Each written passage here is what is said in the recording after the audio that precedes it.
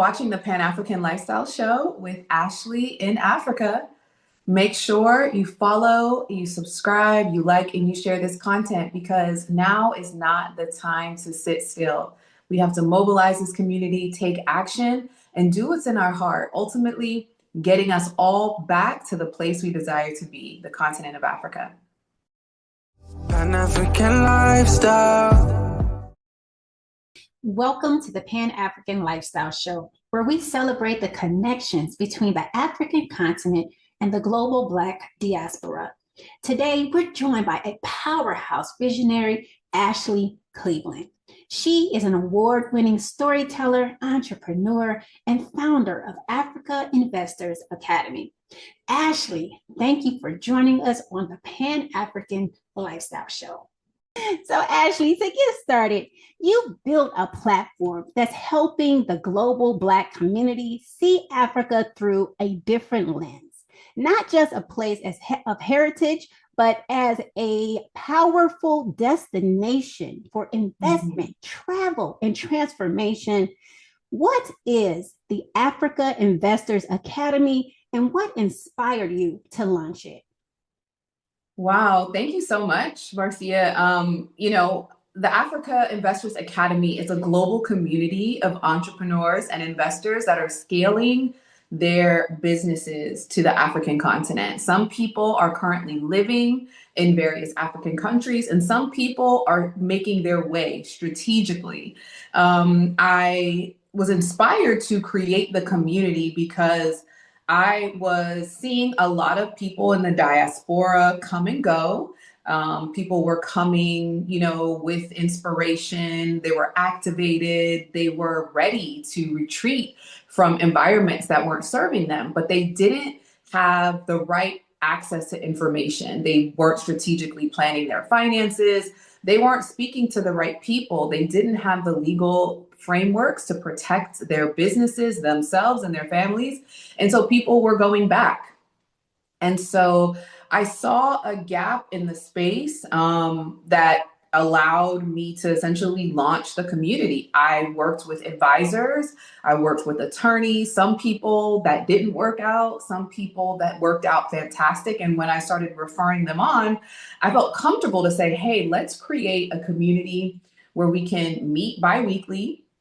We can have these masterminds where we're talking about immigration opportunities, real estate opportunities, businesses that are going to translate well, not only in the US or the UK or Canada, but also in their desired African country. And then how can I create a news feed that is only about the continent of Africa and the positive growth that is happening? Because for so long, the only media that we were consuming was the negatives, what was happening, from a negative perspective. If there was war, if there was famine, if there was conflict, if there was so-called, corruption, that was going to be headline in the media. And I wanted a space that was only exciting content that got you motivated to take action or continue on the plan that you have to scale your business and ultimately your lifestyle to the African continent. And we're 75 members strong. So yeah, going into, I think, the third year, actually, this is the third year of having the community open. In November will be 4 years. Are we 20? Wow, something like that. That's something like that. But yeah. Yeah. Yeah. So do you think it has been easy for you to combat some of those negative ideas that people have about Africa and possibly visiting or even moving there? No. So none of this journey is easy. And if you're looking for easy, you're in the wrong space. You're looking at the wrong content because there's so much unlearning that has to happen. Now, I do pride myself on creating solutions that help you navigate travel, business, and investing with more ease. but I'm taking away some of the friction around finding trustworthy and vetted partners.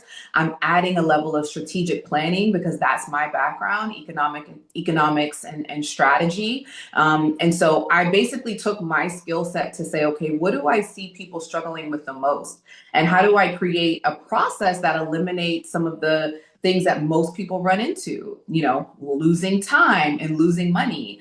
And so, none of it has been easy. It continues to be a process and work, but it's purpose filled work.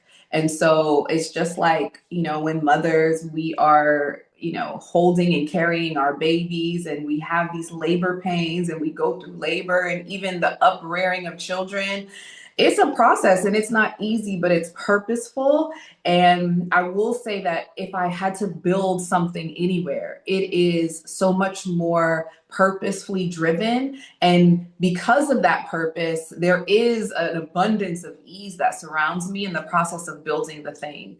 But it's definitely for sure not easy, but I'll say I'm not the first to do it and I won't be the last. There are so many people that have shifted the narrative of what Africa is online, people, that I'm super inspired by, like, Bope Maya is one, Swahili Nation.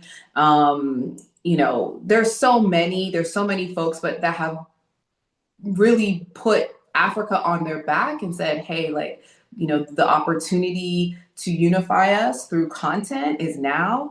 And African creators are doing a fantastic job all over social media to shift that narrative and challenge the things that we've been taught for centuries. Right. They have. And, I hear that one of your core values is audacity, audacity in leadership, business, and personal decisions.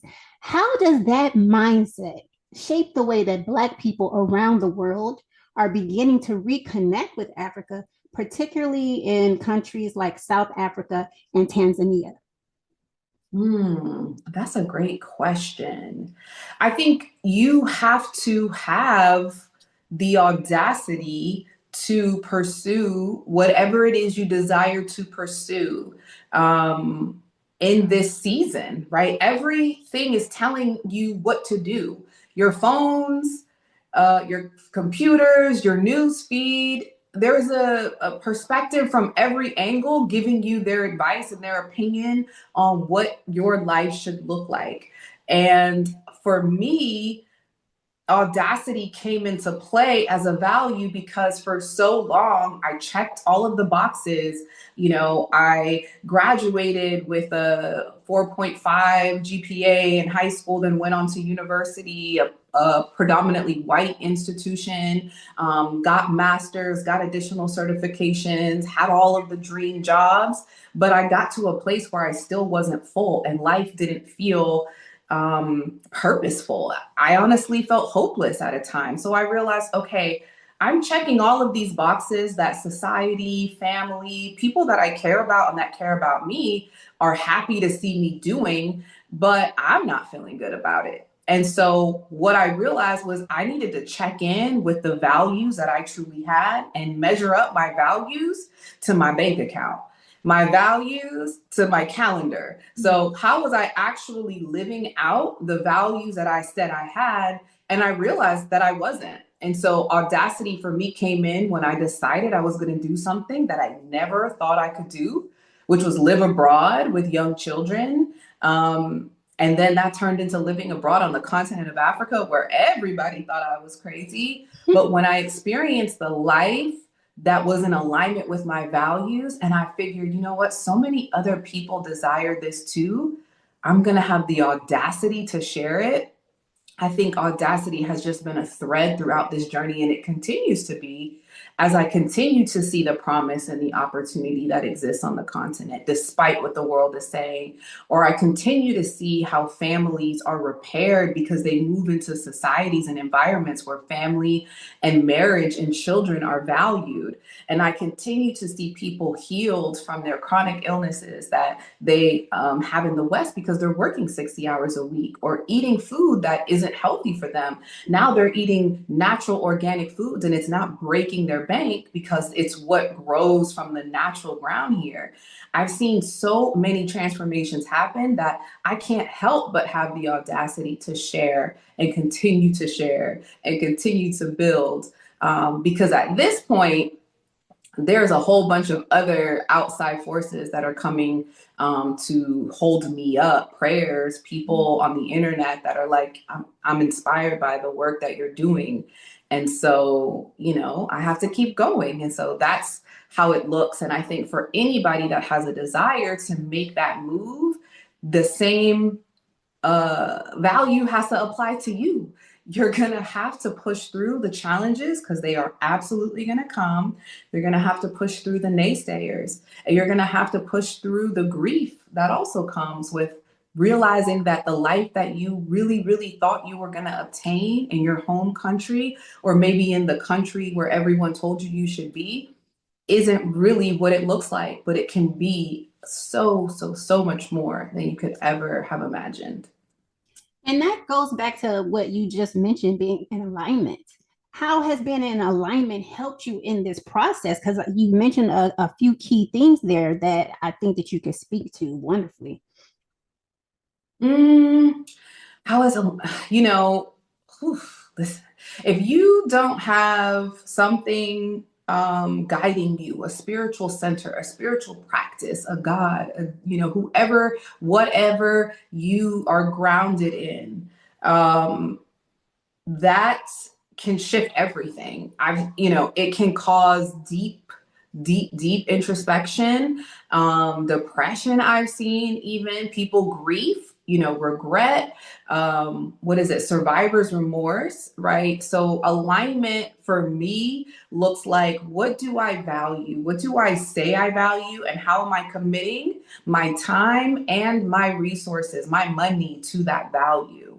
So, I'm in a season now where I am very much like discernment is it for me. The energy that I am connecting with, the people that I'm connecting with, it's like if it doesn't feel good and we don't share similar values, I'm not there. I'm not engaging it because I think for me, in this process of building something that I never ever even thought I would be doing, the protection that is around me is like, okay, you need to honor this discernment that we gifted you with. And so that means being in alignment with your values and the things that you said and you say you're going to do. So I have to preserve a lot of that for myself and also my children and the people that I serve, because it's heavy work. It's really, really deep work. Our people, the melanated diaspora, we have been through a lot. And that stuff is in our DNA, what our great grandparents and great great great parents went through. And so there is an immense amount of work that has to happen when we decide to retreat from these spaces that we essentially fought so hard, to be a part of, and realizing that our legacy isn't necessarily in the fight.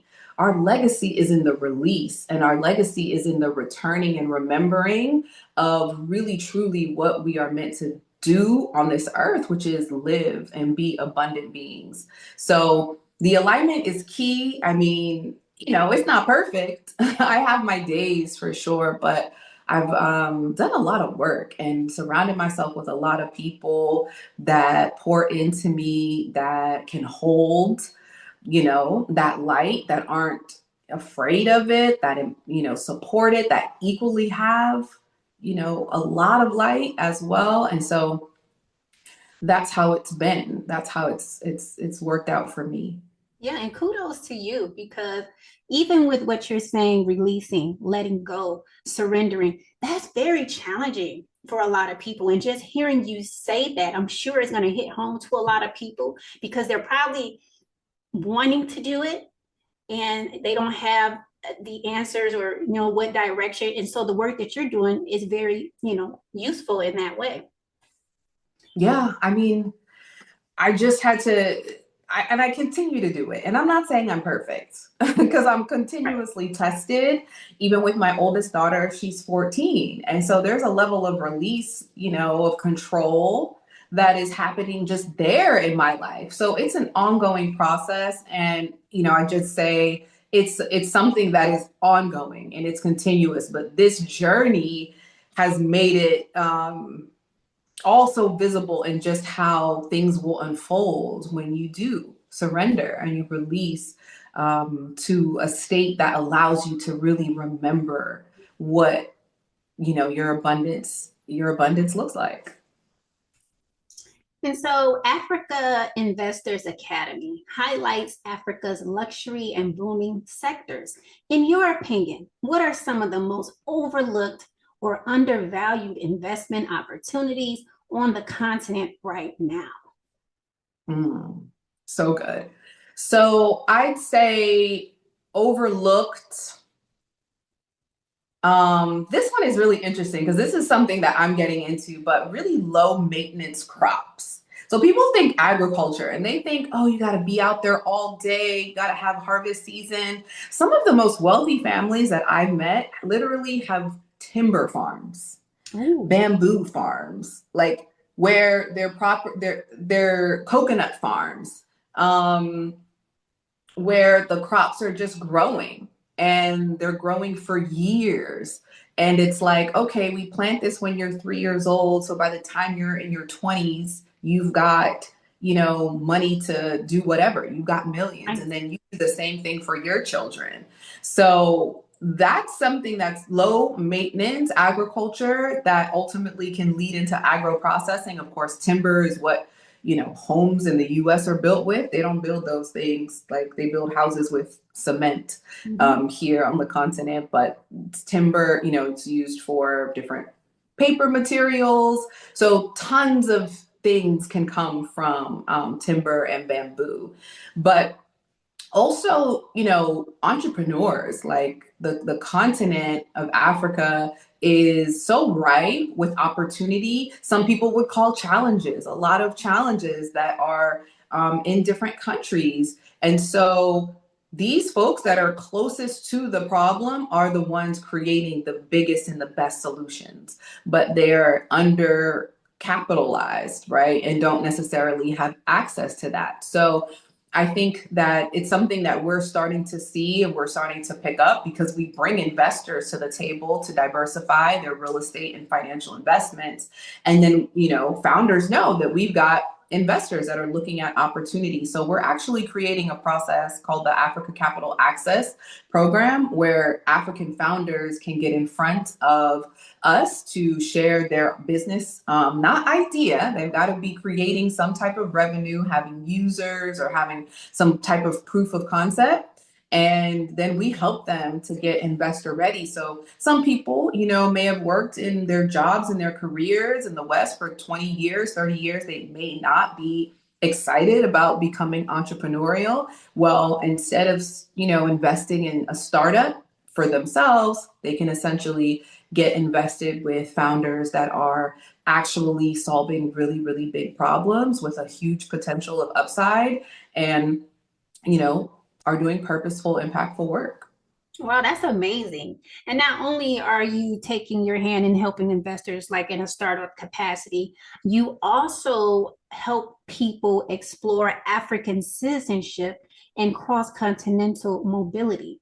For someone newly considering relocating or having a business expansion idea in Africa, what would you say are the first practical steps that they should take? Um, so I want to take a little step back. One of the things is a misconception for people coming from the West or abroad. They commit to the idea, how do I get citizenship? How do I get second citizenship in this country? And while yes, citizenship does provide a level of security that does feel good, and if you've lived in are a citizen of your country that you are in now, that has made you feel a level of security. But even people that are citizens are feeling that level of insecurity in my home country. But I want people to know that you can live a very beautiful, prosperous life abroad without being a citizen. So I help people explore their residency options and their long-term visa options and what will work best for you. Because citizenship is a long game. It isn't something that happens instantaneously. We did see Ghana do a citizenship ceremony in Ghana, I think this spring, a few months ago. That is something that is very unorthodox. It's very out of the norm. And it was, there was an intention behind that citizenship ceremony. But most countries are not just offering citizenship without a significant amount of investment or without a strategic business initiative that is going to foster a significant amount of growth economically in their community. So I'll say that what the original question was, if they're considering the, an investment or, essentially moving your life abroad, I will say, number one, you want to determine why you're doing this. What is your why? Mm. Is your why you want to escape racism? Because, that might not be a strong enough why. Because believe it or not, white people are in Africa too. And they've been here for centuries. Some of white people arrived to Africa before Black people arrived in the US during the, transatlantic slave period, which is not something I learned until I moved to the continent. It was not something I was expecting to see either in mass when I moved to the continent. But if your why is something external, then I give you an opportunity, I invite you to reevaluate that why. And be very clear on it, because you are going to be challenged, you are going to be tested. And so that why has to be so significant that no one or nothing can deter you from that why. I'd say the second thing, go ahead. Well, I was going to say that's huge that you mentioned that, because I know what's going on here in the United States. And a lot of people want to I don't want to say self-deport, because that's not right. That's not the right word, but they want to go ahead and go back home to Africa because some people feel that here in America, it's not the most inviting. So in your opinion, you're saying basically that would be something you might want to rethink, as if, if that's your motivation, maybe you need something more than that. I think it's an internal thing. Your why cannot be an external. And so growing up in a society like the US, because that's where I was born, and while I'm grateful to have been born there and to be afforded the privilege of being born in America, that you don't really experience until you leave America, right? You don't recognize the privilege of being an American inside America as a Black American. But once you're outside of America, for now, there is an immense amount of privilege that comes with being born in the US. I'll say that because we are born in a society that constantly tells us how underrepresented we are, how minor we are, how underprivileged we are, we have been programmed to believe that, in a sense, that we're looking without knowing subconsciously for validation from an environment to say we're welcome. We wouldn't be feeling this way if we didn't have a president blatantly saying, I don't care about y'all folks. I don't care about y'all folks. I don't care about y'all. I care about me and mine. And that's what's so, in my opinion, so great about the current president that we have. He is showing Americans not just what racism is, but what American imperialism is. I don't see Donald Trump as a racist. I see Donald Trump as a foundational American. And what America was built on was the hierarchy of the white male. And so that's what it is. And that's what it's always been. But we've just had different players in place to give us an opportunity to believe it was something else. And our nervous systems couldn't deal with that, honestly. It couldn't deal with that long term, but we've been resilient as a people to get to this place and say, okay, maybe now it's our opportunity to return to a place that will be more welcoming. And I'll say that, yes, absolutely. Africa is waiting with open arms. But at the same time, we cannot be in a position to seek validation and to seek acceptance from a people that don't really understand why we stayed for so long in the first place, knowing our history, or don't really understand how we've spent so much money trying to make it work and make it look good in an environment where we've always been treated less than our white counterparts, right? And so there's a lot of learning and unlearning to do. But saying that to say, yes, you can have a desire to say, I want to just be in a place where I'm valued and not just tolerated. Absolutely, yes.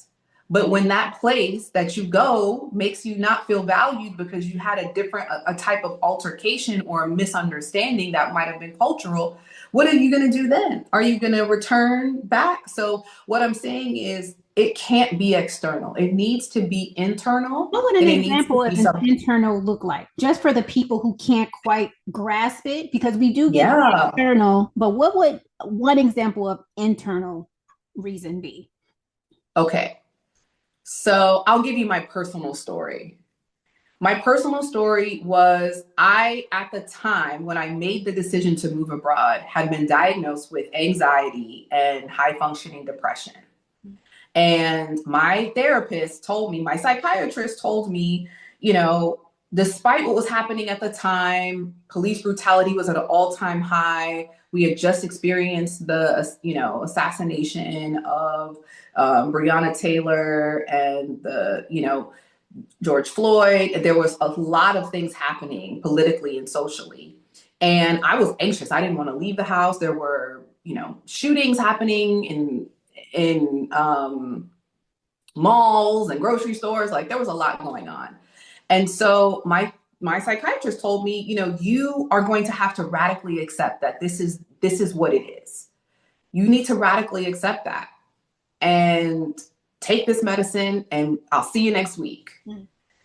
And so that didn't sit right with me. I was like, wait, I just have to accept that this is the way that life is. And so, yes, while the external was affecting me, I knew internally that it didn't feel good and I didn't want to be on anxiety and depression medicine. And there had to be a life outside of this where I wouldn't have to be on anxiety and depression medicine forever. So I sat down and I essentially did a vision mapping of like, okay, what are the things that are causing me to have to take this medicine and visit her and have her tell me that this is what life looks like and I have to accept it. And yes, it was these external factors. It was living in an environment that was structurally in opposition of me as a Black woman, right? In the healthcare system, in the education system, in the corporate system, in the finance system. Those things were realistic, but internally, I wanted to be healthy and I didn't want to feel like I had to take a medication to cope because I wasn't healing myself. I was just coping in this environment. And so I knew I wasn't going to reach self-actualization, my highest version, on medication, living in a society where I had to radically accept that Breonna Taylor was something that could happen to my daughter or me, right? So that's what I mean. And it's not to say that these external factors don't internally affect us, but what is the thing that you want to change? Because nothing will change unless you yourself are willing to make a change. So it starts with you first. It starts with you. It starts with you. So that has to be whatever that why is. And people sometimes will say, oh, they don't want their children to grow up in that environment. That was also a why. I was just going to ask you about that, your daughter, and how it was with your children. How was their experience and how was your experience, handling it with them? Yeah, I mean, so for some of people, this might be, what is the word? Just not normal, right? Because as Black mamas, we're taught, you got to sacrifice, you got to do everything for your children, you got to sacrifice. And I love my children. But I am a better mother because I put myself first. And I put myself first with the audacity to do so, despite what I had seen and what I had learned from other examples in my family that did the best that they could based on what they were told to do with love. But I had been putting everybody first, and it landed me in a psychiatrist's office getting on medication, right? So I decided I'm going to have the audacity to live a purposeful and value aligned life, right? It wasn't purposeful at the time. I wasn't thinking I'm going to be in my purpose, but I wanted to live a life that was in alignment with my values. And that looked like me experiencing adventure. It looked like me finding joy every day. It looked like me finding play. It looked like me living abroad. And that was something I always wanted to do. And of course, I incorporated my children into the process. They were excited. You know, my youngest was 2, so she doesn't really know what was going on. But my oldest was 7, and she was game. She was like, okay, cool, let's go. We're getting on an airplane. And I'd say that, you know, they have gotten such a beautiful experience. I mean, they've lived in 3 different countries. They're speaking different African languages. They see themselves everywhere in the global majority. You know, they've made friends from all over the continent of Africa and some of, you know, the world. I mean, they've got friends in Asia, Africa, and the US. And so for them, I mean, the value, they don't see it just yet.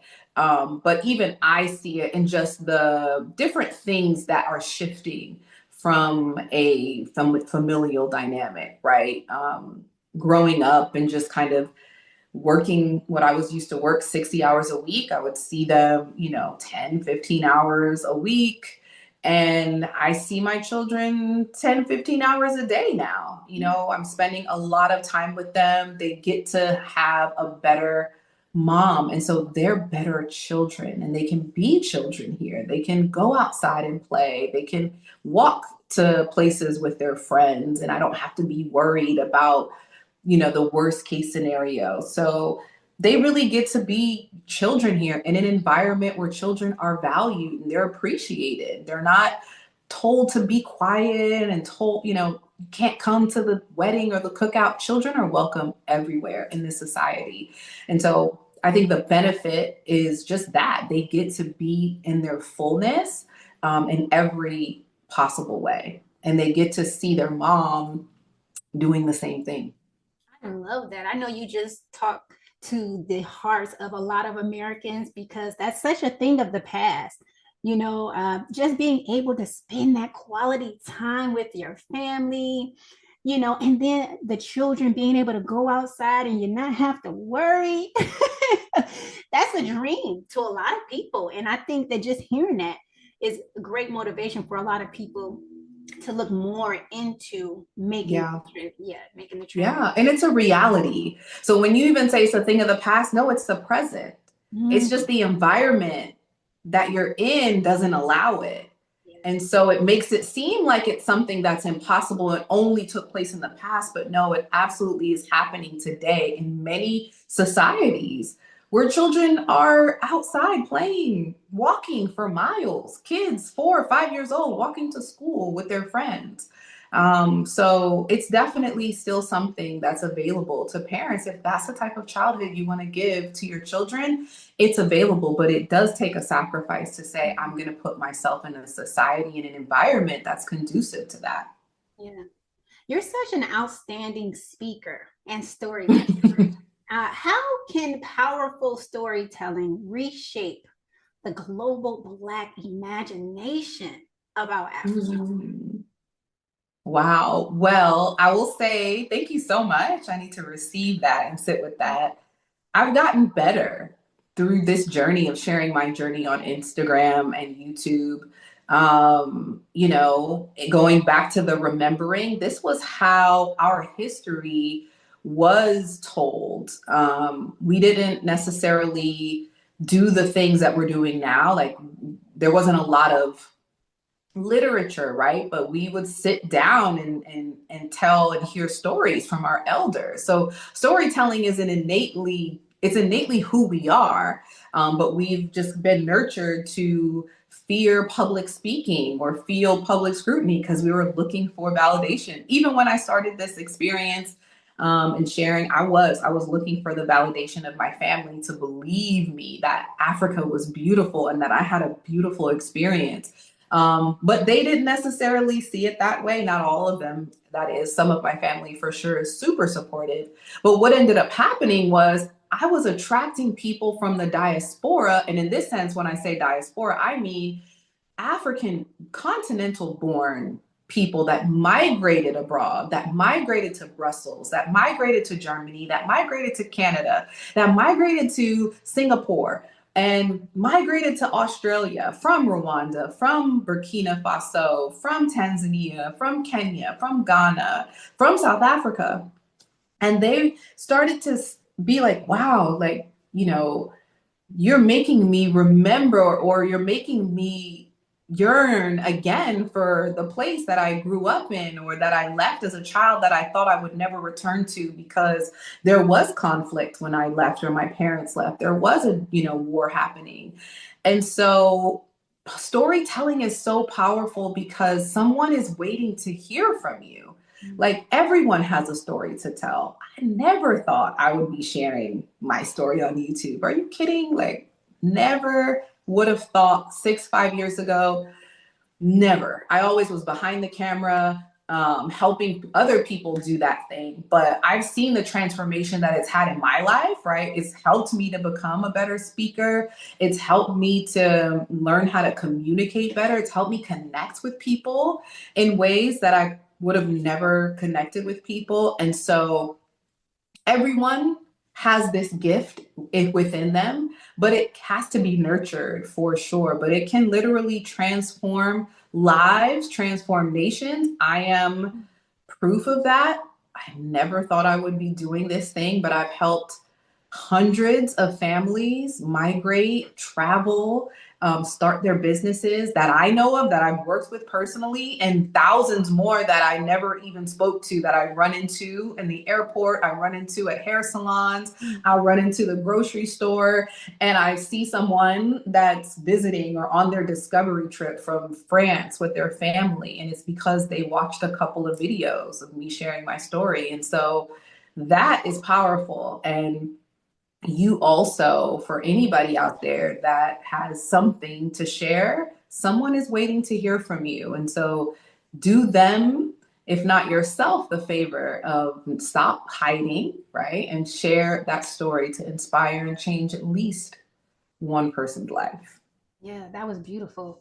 And, as someone that has worked, lived, and built across different international countries, like you've been so many different places, what is one powerful lesson, though, that Africa has taught you that still influences how you approach life and entrepreneurship? Hmm. So this isn't my reference. I heard someone say this, but Africa is like, you know, mama. Mm. Okay. So when you come to mama's house, she gonna tell you like it is. She gonna tell you some things that you may not be ready to hear, but it's not gonna stop her from telling you or showing you things. And so you have to do some work. On yourself. You have to be open to the work, the self work, right? That I said you need to have an internal why. You want to definitely start that from now. If you have a desire to move or even travel to the continent, start that work now. Honor yourself to say, okay, I know that there are some things I can do to get to my most optimal self, the hierarchy of my best self. And once you arrive, then mama starts doing her work on you. And I would say that, that Africa has taught me that growth is inevitable, right? Growth is inevitable and growth doesn't always feel nice, but just know mama got you. like, and I feel such a sense of security knowing that everything is working out in my favor. And I have to grow along the way. And that growth is stretching me and pulling me in different directions and uncomfortable directions. But being committed to that growth is something that I just thought you start doing work, you're healed, and you move on. But entrepreneurship is not that way. Life in Africa is not that way. And the journey of growth and healing is also not that way. So I'd say all of those things require just a level of gratitude up front, because once if your why is key and is forefront, despite the challenges and despite those growing pains that you feel, and when you know it's working out in your favor, it just helps you to continue to move forward and build, and persevere, because I absolutely wouldn't do it anywhere else. Nice. And so what do you think that Pan-African unity looks like? Like, how is it reflected in your work and the movement in large, like the community? What do you think it looks like? Mm. So when I started out this journey, I was quoting Garvey. I was like, yeah, I'm a Garveyite. Then I started quoting, I was a Pan-Africanist. And then I've done a video where I was like, Pan-Africanism needs a rebrand. Okay. Because I think, you know, what I understood before I moved of Africa looked one way. And Africa, I like to say, is all things luxury included. When we talk about Pan-Africanism, I think it really boils down to how are you contributing to the value creation of a stronger Africa, right? The value creation of a stronger Africa. Um, and so while Africa is rising, Africa is up. And we can easily celebrate that in our Western households and on Juneteenth with the black, green, and red, or when we hear a Captain Ibrahim Traore take these radical movements, but the reality is the people that are currently benefiting from this uprising and this rising of the continent are not necessarily Black people. Yeah. Right. And so how are we contributing, right? Pan-African Lifestyle Show, you're contributing by sharing content, right? You're contributing by sharing resources to people that have an interest, and everybody's journey in this work looks different. But I'd say that when we think about Pan-Africanism, it doesn't necessarily mean you got to look a certain way. I don't wear, sometimes I'm wearing African garb, sometimes I'm not, depends on the day, depends on how I feel. But being Pan-African is not about an external or outternal look. It's not about how you talk. It's not even, in my opinion, what religion you practice. It's about what type of value are you contributing to the growth of the continent of Africa. And so everybody has a place in that definition. You just have to determine, what it looks like to you. Great. Yeah, that's exceptional. I was going to ask you about some things that kind of transpired over the weekend, because it was about unity, but based off of what I'm gonna go ahead and say it anyway, because we're talking about unity, and you talk about a rebranding of Pan-Africanism, and there's some Black Americans who felt some kind of way about the Essence Fest. I don't know if you've heard anything about it take place. And yeah, so people were complaining about, the mix. They felt like it wasn't American enough, Black American enough. But I thought it was an opportunity to kind of spread the love around. So if you have any thoughts, go ahead, because we're talking about unity. That's the only reason why I'm bringing it up. Yeah. So what are your thoughts on that? I don't really know about it, honestly. The only thing I know about the Essence Fest, I heard, Target or something was a big sponsor and people were trying to boycott. Listen, I used to work for some of the biggest brands in America, the music industry. Um, the goal is to keep people in a position to fuel the economy through consumerism. How do you do that? You create division, you create fear, you create an incite rage, right? These type of things drive consumption, whether that's consumption of content, consumption of goods, consumption of food. This is what will keep the economy going. So I think we have to be very intentional about how we exert our energy, what type of content we're consuming. Does it feel light? Does it help us vibrate higher? Or does it make us feel shame, guilt, frustrated, angry, rage, right? So when you think about a thing that you're reading in the media, how does it make you feel? And I feel like Black people, Black Americans are in such a powerful position, regardless of whether we know it or not, to vibrate at such high frequencies based on everything that we've been through. We have overcome so much. And that isn't just because of one person, that is because of collective energy and the collective frequency of us being the global majority, the most populous people on this earth.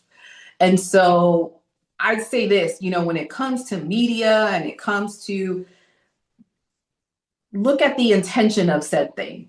Yeah.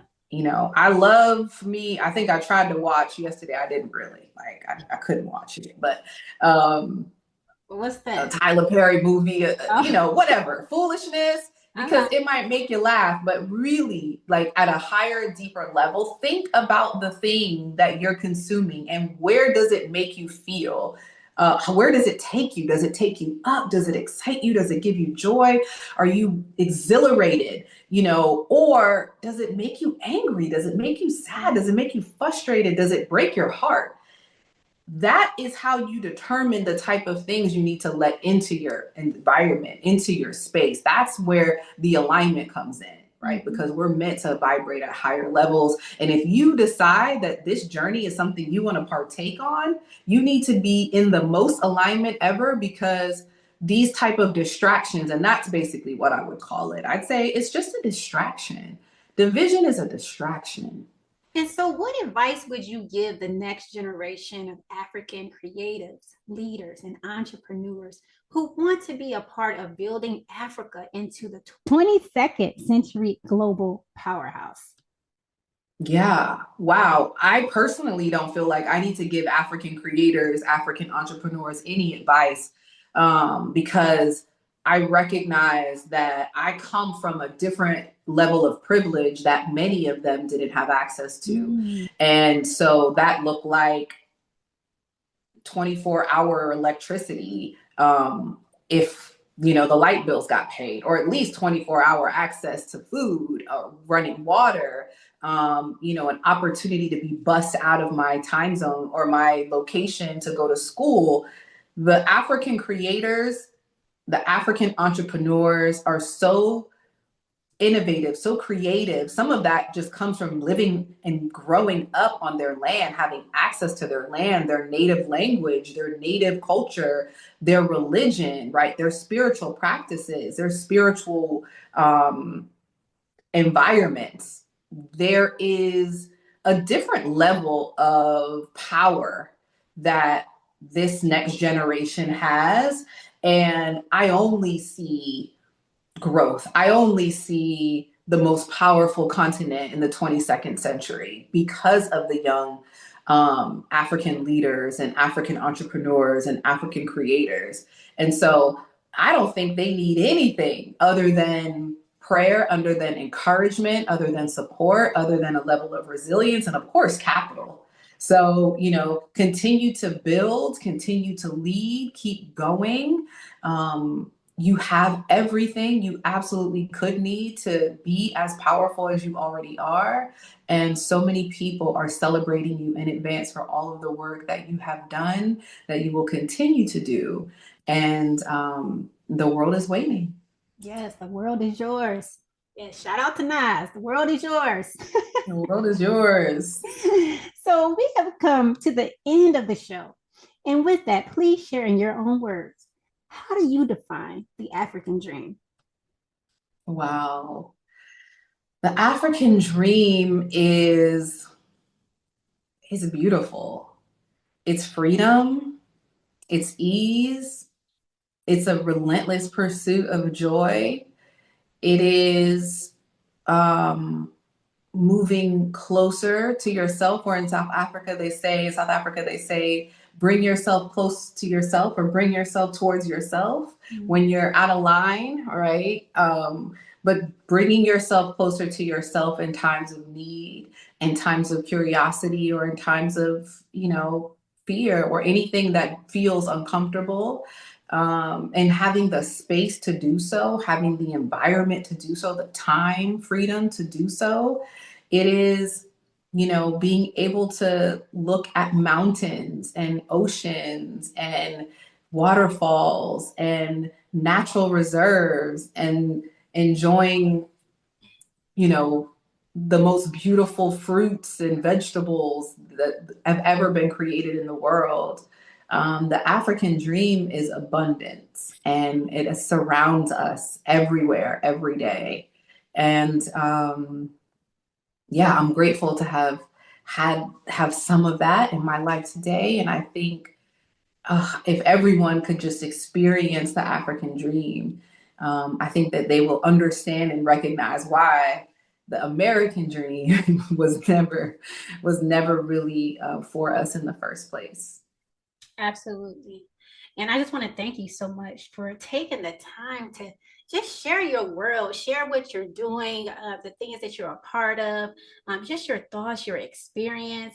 It was a pleasure having you as a guest today. And if is there anything else that you want to share with the PAL community before we leave? Yeah, I'd say everyone, you know, where we are in this current state of things, Africa is not a plan B. It is the plan A.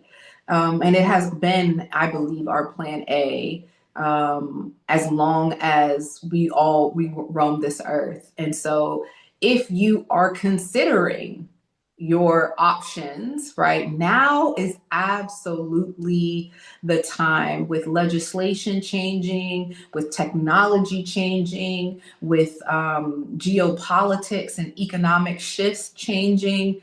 Have your affairs in order so that you have options for yourself and for your family. Now is not the time to stand still. It's not the time to sit this one out, right? Prepare yourself and your family for an option outside of what you're currently experiencing, because everything is not the worst case scenario, right? What's happening in your home country may feel really, really overwhelming, and it probably is, but there is life and opportunity on the other side of essentially this plan B. So take action, continue to follow Pan African Lifestyle, subscribe to other people, but invest in yourself and in your process. If you don't know where to start, find yourself an expert or an advisor that you can connect with, that you can trust, that's going to help you along the journey, because you don't have to do it alone, but you have to do something. You have to do something. The time is now, right? The time is now, and the gates are open. And so take advantage of this time while it's afforded to you. You won't regret it. You won't regret it. And thank you. We did not regret having you here today. Once again, thank you so much for joining us, and to our viewers, thank you for tuning in to the Pan African Lifestyle Show. Don't forget to like, share, and subscribe. And as always, live the African dream. Living a dream, living the African dream.